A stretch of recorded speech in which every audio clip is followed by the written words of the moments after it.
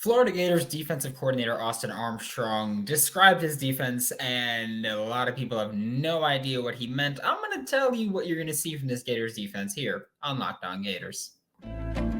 You are Locked On Gators, your daily podcast on the Florida Gators. Part of the Locked On Podcast Network, your team every day.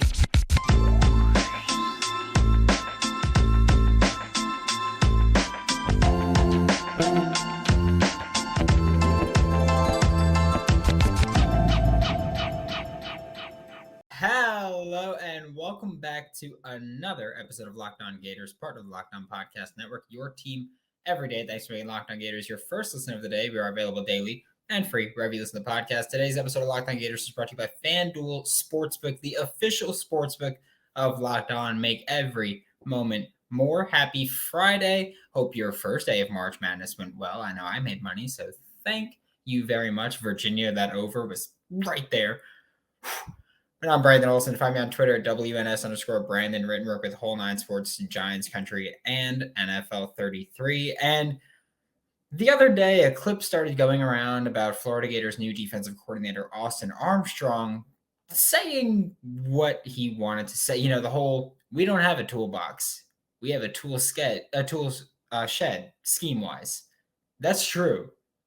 And I'll play the clip for you now, and then we're going to talk about exactly what he said and what he meant at certain points. You know, we don't have a toolbox. We like to say we have a tool shed of scheme. You know what I mean? Our deal is we're going to be multiple four-down front team that play split safety, man match, and middle field close coverage. We're going to pressure, you know, the word creeper gets thrown around, right, which is a four-man pressure versus the pass and a five-man pressure against the run. So it's a mixture of a fire zone and a cover three cover concepts. You know, we do some other stuff from a five-man process that's different at a four-down front and three-down front. At the end of the day, you know, not many people are like us that are multiple in the back end and multiple in the front end. They're kind of one or the other, right? We're both. You know what I mean? We're going to be able to take whatever tools we need every week to play in this league because each team's different. Vanderbilt's different than Georgia. Georgia is different than Tennessee. You know what I'm saying? Like, and you got to have a scheme that is flexible to what you're seeing all the time, but also what your players can do. Like, I can't come in here and say, hey, we're going to be a four-man front midfield close team. That's crazy. You know what I'm saying? But we have the ability to play each week the way we need to play to win.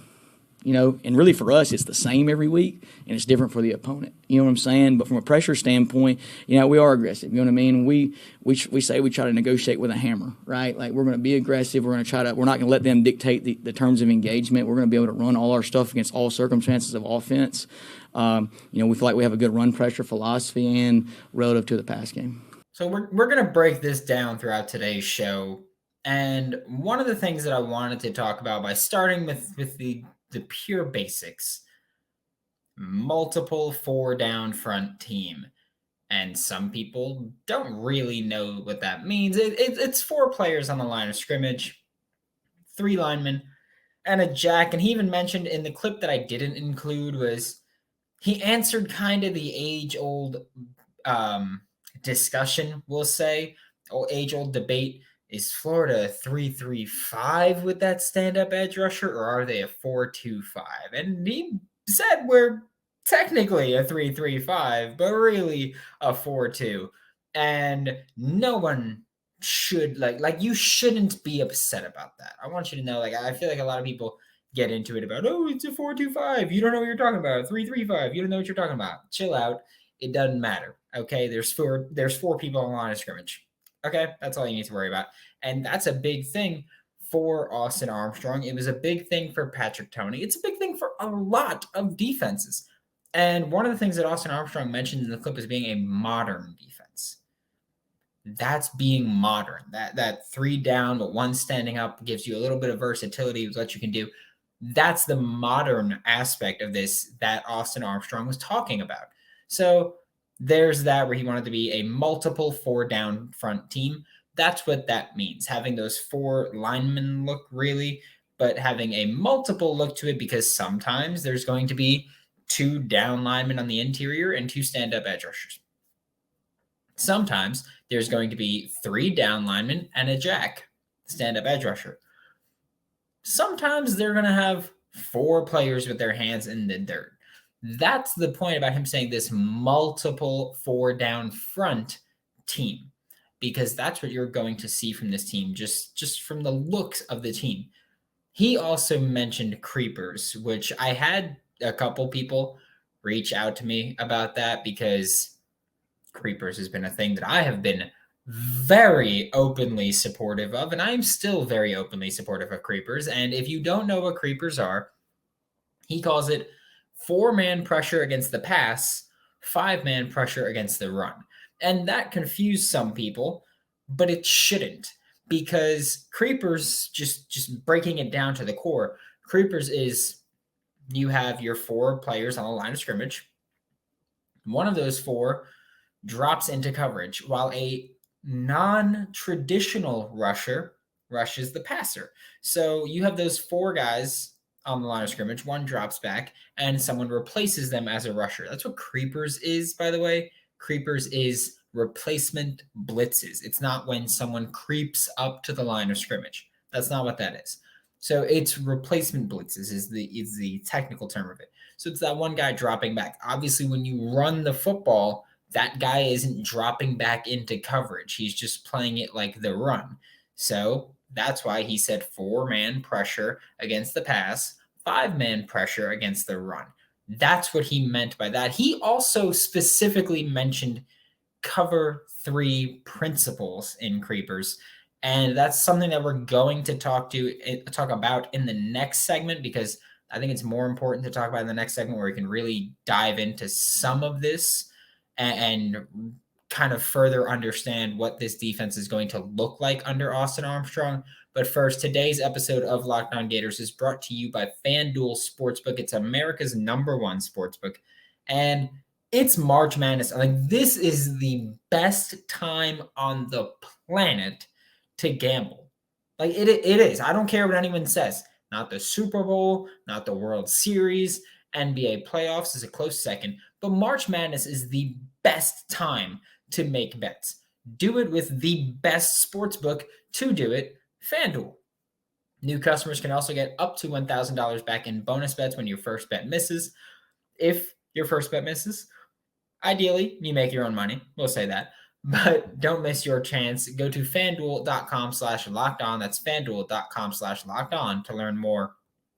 Thanks again for making Locked On Gators your first listen of the day. We are available daily and free wherever you listen to podcasts. And we spoke briefly about cover 3 last segment. We're going to dive a little bit more into it, but I want to use the words that Austin Armstrong used to describe it, where he talked about middle of the field closed coverage.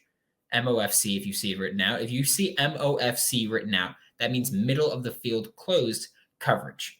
What middle of the field closed means, because there's MOFC and there's MOFO. And MOFO is MOFO, and it's middle of the field open. The way to tell that is middle of the field closed. That's your cover 1. That's your cover 3. That's when there is a safety in the deep middle of the field. So the middle of the field is closed. Okay? Middle of the field open is typically what you think of when you think of cover 2, cover 4. I mean, cover 2 is what you think of when you play Madden and you see cover 2, or you think it's going to be cover 2, and you go, okay, I'm going to throw a post. Why? Because the middle of the field is open. There you go. That's your middle of the field closed, middle of the field open.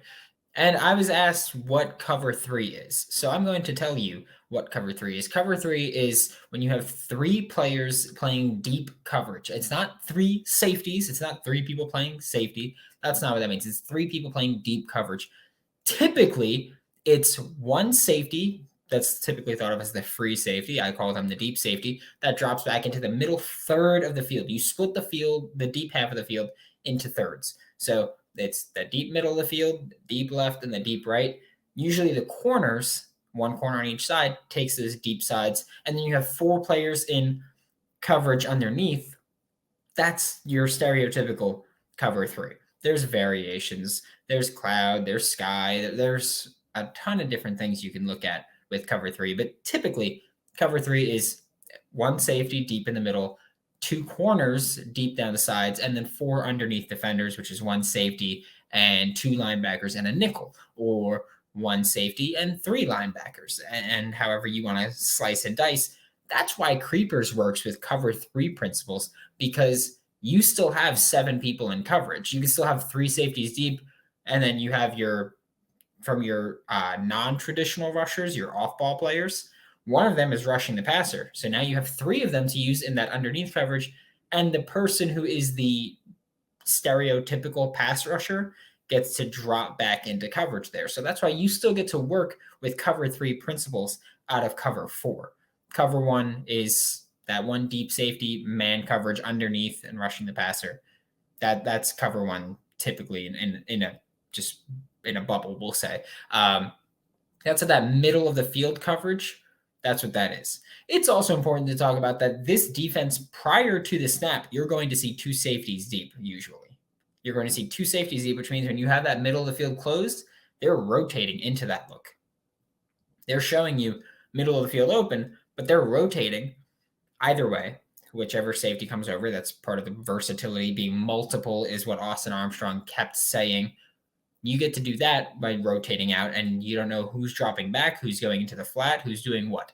So that's one of the points of this defense. Patrick Toney did something similar. Like even Austin Armstrong mentioned, him and Patrick Toney, they think of things similarly. They approach them differently maybe, but they think of them similarly frequently. And so there's that similarity that you're going to see.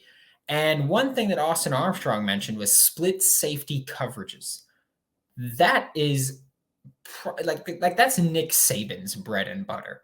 And if you do anything like Nick Saban, woohoo! Like I'm cool with it, right? I think most people are cool with it. If you can do anything that's replicating Nick Saban, we'll say. They're coverages that essentially break the field in half, and you break coverages into shapes. You got triangle, you got box, and then triangle and box have a million of their own different variations, and it's wild. So we'll say triangle, for example. There's 2 receivers on each side of the field. There's a running back in the backfield. That means that when you're playing with that little triangle, then you've got 2 receivers on a side, you've got a safety over top, and then 2 underneath defenders. Whether that's, a receiver and a tight end on a wide receiver and a tight end on one side. So you've got a safety, a linebacker on the tight end, and a corner. Then you've got your little triangle set up. You've got the same thing when you're looking at if there's a wide receiver and a slot receiver, you've got your cornerback, you've got your nickel, and you've got a safety over top of them.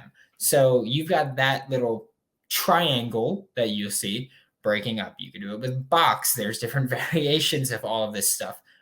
The point to say all of this is that this is going to be a complex defense, but it's also important to acknowledge, if you're a Florida Gators fan, that that's what Florida did last year. They did a lot of that. When you look at the box, you can look at, or one way to break up this split safety stuff is we can say cover 6, which is cover 4 on one side, cover 2 on the other. That cover 4 side, you've got broken up there. That's a box. There's the corner. I'm trying to shape it with my fingers here, but there's the corner and the safety, and they drop back, and then there's the underneath defenders, and they're going, and then you've got that cover 2 side is the 1 deep safety, the 2 underneath zone defenders. So does that makes, I hope I'm explaining it properly, but the point being there's a bunch of different variations and different ways with how you can play it. And then another thing Austin Armstrong mentioned was man match coverage. It is very common in this style of defense, whether you want to call it a 3-3-5, a 4-2-5, the hybrid 4-2-5, whatever you want to call it. It's very common in this side to play man match coverages. That's modern football as well. It's coverages where on the same play, one defender might be completely shadowing a man, no matter what he does. That's what we call Meg. That's man everywhere he goes. Okay? So that's no matter what he does, I have him in man coverage. If he's running a slant, that's my responsibility. If he's running a go route, that's my responsibility. If he runs a curl, that's my responsibility. While also on the opposite side of the field, you can see they're covering a receiver, but with rules. He's my responsibility if he goes deep and stays to the outside. If he runs a post, I pass him off once he breaks in and things like that. If he runs an in route, then I just let him run that in route. If he runs a slant, I let him run that slant. That's what, when I was playing, we used to just say, don't ride the slant. That was how we called it. Instead of saying mod, which is typically what it's thought of man outside and deep, meaning that if he goes outside and deep, he's my responsibility. Instead of saying mod, we would just call it, or not even call it. That's how we were coached to say, don't ride the slant, don't ride the dig, don't ride whatever it is that he breaks in. You're not riding it. You're then passing out. That's what you see commonly with quarters, where people say, oh, it's quarters, it's zone with man match principles. That's one of the ways that you can talk about it, because it's, if he goes out and deep, he's my responsibility. But if he cuts in, then I play it as if I'm watching for something that's going to go out and deep. Like I'm playing essentially we'll say a baby cover three. This is how we'll talk about it as a corner. That's my responsibility. It's creating coverages with rules to say what the receiver runs will determine what I'm doing. It's not, I'm just playing man and I'm going like in Madden, where it's like, oh, we're playing cover two man here. Like, it's not just like that. It's like what the receiver runs will determine what I'm doing and what my responsibilities are on that play. So that's what we're talking about. It's complex. I'm sorry if I did a bad job at explaining it properly, but that's as simplified as I can make it right now. Okay? Does that make sense? I hope that makes sense for you. I'm sorry if it doesn't. I will try to be better. But we're about to flip to basketball, because how football had the mass exodus, basketball's lost one player specifically that I'm kind of pissed about. And so I want to talk about that. But first, today's episode of Locked On Gators is brought to you by Built Bar. It's mid-March. It's been time to get that summer body ready, because you are very close to nice weather. And that means very close to needing that summer bod. But one thing that helps you is Built Bar. It helps me, at least. It's coated in 100% chocolate, which I've mentioned a billion times.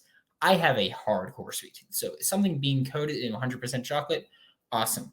130 calories, just 4 net carbs, which is the most important macro that I care about, and 17 grams of protein. Also, that's really cool that they are finally in stores. It used to be online only. Now you can go to your local Walmart or Sam's Club and get yourself Built Bar, or you can go to Built or BuiltBar.com and get yourself that Built Bar.